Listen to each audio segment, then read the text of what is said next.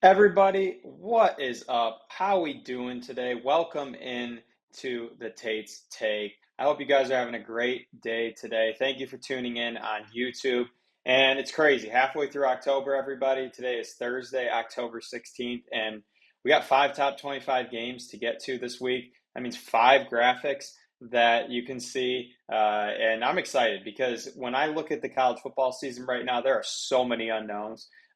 Last week, a lot happened in college football. What really happened that was bad is the picks were horrible last week. I went 1-3 in the spread picks, and I lost the money line parlay. So that's on me. I own up to that. We're still plus 4.5 units this whole season, so that's pretty good for sports betting to be up that good. But just unfortunately, bad reads. We're ready this week. I'm excited. Got a lot of lines I like, and we'll be acting on tomorrow on Instagram and Twitter. So as always, please like and subscribe to the YouTube channel. We're still at 16 subscribers, but a lot of you are watching. We're averaging over 20 people an episode viewing in. So please, please, if you are watching this right now and you're like, well, what does he mean?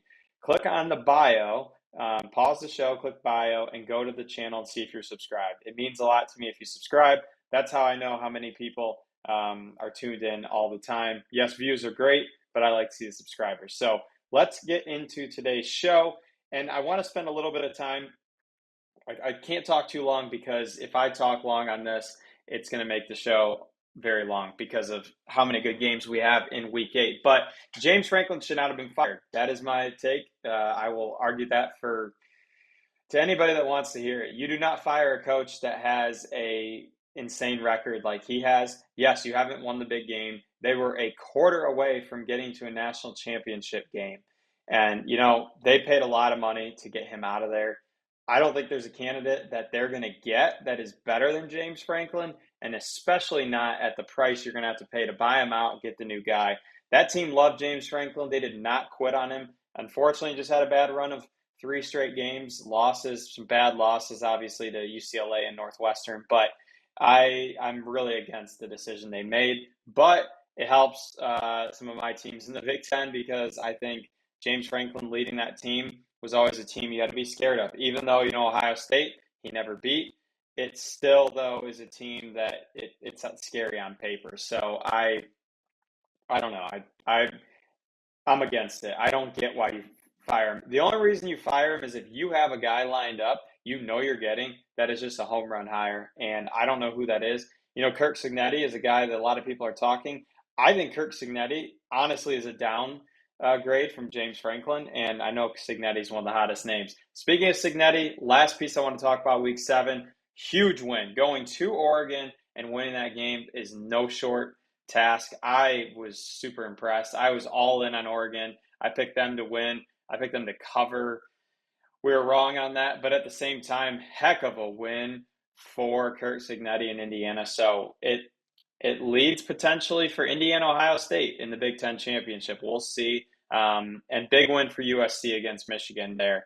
Other than that, pretty routine results, I would say. And so without further ado, we got to get into this week because this week has 5 top 25 games. There's a game tomorrow, Friday, October 17th, not ranked matchup, but Louisville goes to Miami. If this game was in Louisville or at Louisville, Louisville's not a state. So if it was at Louisville, I could see Miami struggling. It's been some weird things on Friday night in the ACC, but the fact that Miami's at home and they know I think they know what's happening and has happened on Friday nights. I mean, a couple weeks ago, Florida State went into Virginia, lost. I will say that game probably now, if you look at that, is not as big of an upset as it appeared. Florida State's kind of fallen off. Virginia's ranked, doing a lot better. So that game starts us off Friday night. I'm excited for that. I think Miami's going to be okay. They're 13.5-point favorites. Given what we've seen from them and what we've seen from Louisville this year, Miami should take care of business. So let's get into our top, or I guess our first, what would you call it, graphic game, top 25 game of the week. And if you would have told me, everybody, that LSU and Vanderbilt, okay, coming into this year, even let's just go a couple of years back here, that Vanderbilt would be favored to beat LSU, yet Vanderbilt has a lower ranking than LSU. I would have said you're crazy. I would have said there's no way. I would have been, this guy's talking crazy. But Vanderbilt's a 2.5 point favorite. This line's actually moving in Vanderbilt's way. It's crazy. It's hard to look at a game like this and see LSU as a 2.5 point dog at Vanderbilt. It just is with the talent LSU has, the defense LSU has. But that's Vanderbilt, and that's what they've done. Clark Lee, Diego Pavia. This team just wins. Yes, they lost to Alabama a couple weeks ago. They were in it the whole game. They were up in the first half. That game on paper looked at the end a lot worse than it really was. I don't know what to think here, guys. Like my gut would be like LSU's the better team, better talent, better program. They're winning this game. But I don't know what to expect. LSU's had a lot of injury concerns. Nussmeier just, still looks iffy. He's looked like he's dealing with an injury. Oh wait, it's because he is dealing with an injury. I watched their game basically from start to finish. It was one of the only bets I won last week against South Carolina, and you just watch it and you're like, what am I missing here? They should have scored more than 20 points. I mean, they had over 400 yards of total offense. Their defense is so good though, and what I like about this team, they didn't even have Aaron Anderson, one of their best receivers. And Trey'Dez Green is coming on for LSU. So I like that a lot. What I really like about Vanderbilt, it's hard not to like Diego Pavia. He's almost at 2,000 yards in total offense this year. He has 8 or 16 accounted for touchdowns. They're just fun to watch. It's hard to win there. It's not, a couple of years ago, no one would have said it's hard to win at Vanderbilt. But kudos to Clark Lee. That is a guy that has turned a program that has been completely irrelevant, honestly, since James Franklin, guy we talked about a couple minutes ago, was the head coach there. So I'm excited for this game. It starts us off at noon. It's ABC is just killing it with all the SEC games. We have 3 top 25 games on ABC. So if you are wanting to watch the SEC play, just turn on ABC and you can watch it all day. So I'm excited for this game. I don't have a pick for this game. I do say I'm going to lean LSU plus 2.5. If it gets to 3, take LSU. And I guess I'm losing some credibility this year because when I say, wow, if that doesn't make sense. If it gets to that number, take it. Well, unfortunately, I've been kind of wrong on some of those. Oregon last week. Who was the bad one I had? Oh, Indiana, Illinois. That was a terrible read from me. So I'm excited for this game. I think this game is something that, yeah, that's fun. LSU Vanderbilt, you would not have coming into the year thought that was a top 25 game, but it is, and it's must-watch TV at noon. That's our only big game at noon. Moving to 3:30. The game of the week, when I look at the slate, Ole Miss going on the road to play Georgia. A lot of fun with this one. Kirby Smart, Lane Kiffin, they're friends, but they've been going at it. Lane Kiffin made a hint in the radio show or his press conference this week that someone asked him about, who burns more calories between the two of you. You both are excited running up and down the sidelines. And Lane basically said, have you seen Kirby Smart? Kind of a diss Kirby Smart. He's not like a huge guy, but Lane Kiffin I love the guy. He will do whatever and say whatever, and he backs it up. He can't go out there and play, but he'll have his team ready. And Georgia's a weird team. Like, they offensively they're boring. They are not fun. I guess when they were winning national championships, I wouldn't describe their offense as fun, but they're just weird. I mean, Gunnar Stockton is not a great quarterback in my opinion. What he does is he takes care of the football. This is a contrasting in styles. Ole Miss up tempo, likes to play fast offensively, shootouts, but they also can win lower scoring games. Trinidad Chambliss has been just a crazy story coming from Ferris State. He's been so good for them. He was not the guy people thought was going to be the starting quarterback. They have really good skill positions. Harrison Wallace. They have a really good tight end, good running back in Kawan Lacey. The line's 7.5 points here, and it surprises me, but it is Georgia. It's hard to win there. They did lose earlier this year to Alabama, and what I see in this game is if it becomes a quote track meet, LSU or Ole Miss should be able to cover this line. 7.5 is a lot, and I think they're the better offense. But you also say, well, this is a really good defense in Georgia. Can they do what they're doing? They have not had good success going to Georgia and winning games. This is a fun game for me just because of on paper what the offensive talent is. There's so much offensive talent here. I just want to see what Georgia can do because they went in, played Auburn, won 20-10. That game very high, very controversial. Some calls that went Georgia's way that probably helped them win that game. And you say, okay, well, this is a better team in Ole Miss. They're getting 7.5 points. What does it make, or what do I make of that? I think Ole Miss covers. I think they do. I think Georgia wins the game. I don't think Ole Miss wins, but I definitely think Georgia covers. I'm just excited because this game being at 3:30, I kind of think that's the ideal time slot for the day. The Buckeyes are playing Wisconsin at the same time. I think that's going to be a bloodbath. I think Ohio State's, I think they're almost 4 touchdown favorites against Wisconsin on the road. That just speaks to the state of Wisconsin. Unfortunately, they're going downhill for football because, oh man, that game, it's just sad. Wisconsin should never be 28-point dogs at home, and that's what they are this week. So, really excited for this game at 3:30. Really good offensive talent in that game. Even though not the most high on Georgia, they got really good offensive players. They have good running backs. They have Colby Young. They have Zachariah Branch. They have Oscar Delp. They have a lot of guys. It's just can they outscore Ole Miss if this gets into a track meet? We saw when they played Alabama, who's a team I would say is very comparable to what Ole Miss can do offensively. They struggled and they couldn't keep up. So we'll see. 7.5 points, honestly, seems like a lot. So we're moving on to the last big SEC game of the week. All three of the first games have been SEC, and that's number 11, Tennessee, going to Alabama. Tennessee is getting 8.5 points in this game. And Alabama, I think, is the favorite, I would say, in the SEC today. I just, you look at Ty Simpson, and they're not even using Ryan Williams, guys. Like, Ryan Williams didn't even get a target or didn't get a catch last week against Mizzou.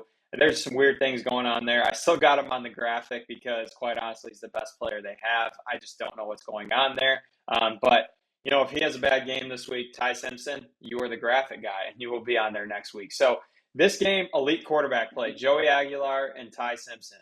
Really, really good quarterbacks. The receiver rooms for both these teams are loaded. Alabama gets the nod there because they have Bernard, they have Horton, they have Williams, they have a good tight end in Cuevas. You got Tennessee who has a really good Chris Braswell. They have guys that you look at them and they're elite playmakers, especially vertically down the field. We've seen it's crazy what we're seeing from Alabama. They're getting their really good 5-star offensive lineman, Caden Proctor, they're throwing the ball out to him. This guy, he's 350 running at you. It's kind of cool, but don't hurt your knee, and that's something I would be scared of if I was an Alabama fan. So definitely the edge here for me is Alabama. They're the better team. 8.5, that's a lot of points. We've seen Tennessee come out to a 5-1 record. They've had some close games, though, recently. They beat Arkansas at home by 3 last week, and they beat Mississippi State the week before by a touchdown on the road. So I don't like that when I look at this team. I'm like, oh, you've struggled with two teams that are not on Alabama's level, and you're going into Tuscaloosa. I think you could see Alabama winning this game by double figures. I think they're the better team, better defense, better offense, better coaching. I really like Alabama this week. It's just not something I want to lay the points with on a spread pick, but definitely pick Alabama. If you do money line parlays, speaking of my money line parlay, you might see this game on that. So really excited for that. Just really excited for those three top 25 SEC battles. I'm excited. I think they're good matchups that have potential to go both ways. I think LSU Vanderbilt toss up. I think Ole Miss Georgia, for being 7.5 points, I think you can make the argument relatively confidently that Ole Miss could win that game. I don't see it with Tennessee, but at the same time, 3 really good games. Our fourth game, here's another graphic. USC going on the road to play Notre Dame. Notre Dame has completely turned their season around since losing to Miami and Texas A&M in their first 2 games. I think, guys, I think Notre Dame's going to make the playoff because of all the carnage we're seeing amongst other teams right now in just college football. Notre Dame in this game right now is a 9.5 point favorite, and I think that's fair. Notre Dame, CJ Carr is developing. He's looking so much more confident. And I look at Jeremiah Love, he's just a stud. Him and Jadarian Price, two of the best running backs in the country, let alone they're the best running back room in the country. USC, though, um, getting 9.5 points here, it's scary because I've seen what USC can do, and they can score points. The one thing I would say with USC is they've already made the trip here to the East Coast, or I guess away from the West Coast 3 times. Over under 60.5. I love that. Like that's a sneaky lock for an over under because you look at that, both these teams struggle at times defensively, and I think their offenses are so much better than their defense. I'm intrigued by this game because we have really good quarterback play in Jaden Maiava and CJ Carr. Different experiences. Maiava has had a lot more experience than CJ Carr has. Running backs are just elite in both these games. Really good pass catchers. Mekhi Lemon, he's breaking out week by week. You saw what he did last week against Michigan. He's accelerating at a pace that I don't think people thought. He was highly regarded coming into the year, but he's up there as probably a top 3 receiver in college football right now. If you look at it and you go Jeremiah Smith, Jordan Tyson, I think you put Mekhi Lemon up there. So 9.5 points, that's a lot. If there's a play for me in this, I would say the over, just because I think both these teams on paper are so good offensively that if you told me what I'm more comfortable with, it's the over. So the last game of the week, Utah against BYU. How about that? This is a huge rivalry in the state of Utah. These two teams hate each other. They do not like each other, and we have two new quarterbacks to these programs. They're fun. Devon Dampier for Utah, and it's Bear Bachmeier as the quarterback for BYU. He wears number 47. I don't like that. It's psychotic, but it's cool at the same time. So this game, Utah is actually the road favorite in this game, and that's surprising to me. They're 3.5 point favorites at BYU. Utah has played the much harder schedule. They played um, Texas Tech a couple weeks ago, got blown out there. They've played UCLA, which on paper looked horrible when they played them, but hey, maybe UCLA's become something. Played Arizona State, they blew them out. Now that was without Sam Leavitt for Arizona State. And then we look at BYU, their best game so far is against Colorado, and they only won by 3. So defensive game here, I think, because these two teams pride themselves on that. It's the Holy War. It's a huge game. It's something that, as a college football fan, I'm excited for. It's at 8 o'clock, so you don't have to stay up till 11 o'clock watching this game. But look at this, guys. 3 top 25 games starting after 7:30, but not after 9. So you can watch all these, get them. I mean, for relatively on the East Coast, you can watch them and be in bed by 11:30, which I like because some of these games that go till 1 or 2, it just messes you up for a couple days. And I'm this game. I said that what did I say? Ole Miss and Georgia is the best game of the week. I think this is number 2 because in the Big 12, this has so many ramifications. Because if BYU wins this, goes 4-0 in the conference, you could look at them as potentially being a shoo-in to play in the Pac-12 champion, or I keep saying Pac-12 because these teams should be Pac-12, in the Big 12 championship. In a couple of weeks, they play at Texas Tech. That could be the big game. But if Utah wins and goes to 3-1 and then has a tiebreaker over BYU, Utah could vault themselves back into the conference championship race in the Big 12, even with losing to Texas Tech. So all in all, to summarize, guys, 5 top 25 games in October. Lock in.